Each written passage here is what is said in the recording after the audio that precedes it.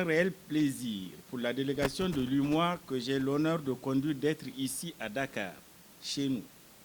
pour partager les conclusions de la revue annuelle des réformes politiques, programmes et projets communautaires au titre de l'année 2019 et par la même occasion exprimer nos sincères remerciements aux autorités sénégalaises pour l'accueil chaleureux et les marques d'attention dont nous sommes l'objet depuis notre arrivée au pays de la Teranga. Monsieur le ministre des Finances et du Budget, Mesdames et Messieurs les ministres, Monsieur le ministre des Finances vient de rappeler de manière exhaustive et fidèle les circonstances dans lesquelles l'acte additionnel instituant le principe d'une revue annuelle des réformes a été pris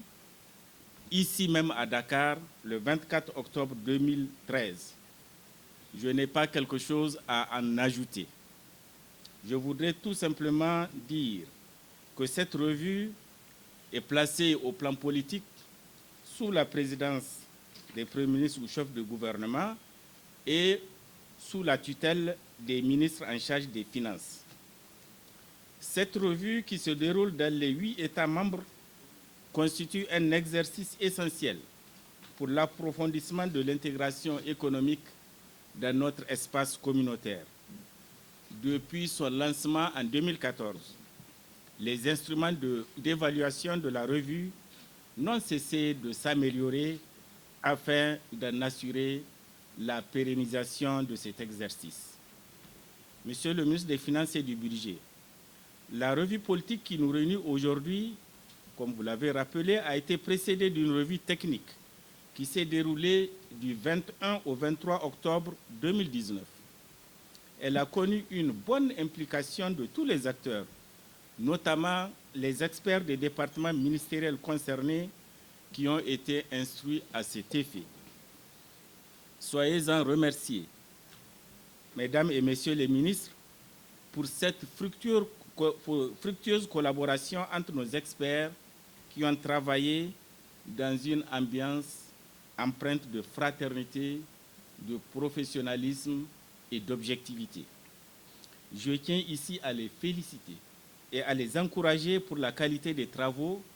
et les conclusions pertinentes qui nous sont livrées et dont l'économie vous sera incessamment faite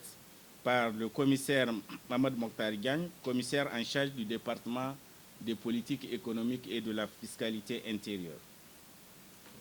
À l'issue de nos échanges, le ministre des Finances et du Budget et moi-même rendrons compte aujourd'hui des conclusions à Monsieur le ministre d'État, ministre secrétaire général de la présidence de la République, afin que, comme l'a dit le ministre des Finances, des directives et des instructions puissent être données par son Excellence, Monsieur le Président de la République, sur ces conclusions pertinentes. Mais d'ores et déjà, je puis vous dire, et le ministre m'a devancé, je le confirme, que le Sénégal affiche un taux de mise en œuvre des réformes que nous avons arrondi à 78%, contre 76% en 2018, soit dans tous les cas une progression de 2 points. Au surplus, des recommandations ont été formulées à l'endroit de la Commission et des autorités compétentes sénégalaises pour veiller à la mise en œuvre efficace et certainement diligente des textes et projets restés sans évolution notable au cours de la présente revue. Sur ce, je vous remercie de votre aimable attention, Mesdames et Messieurs les ministres.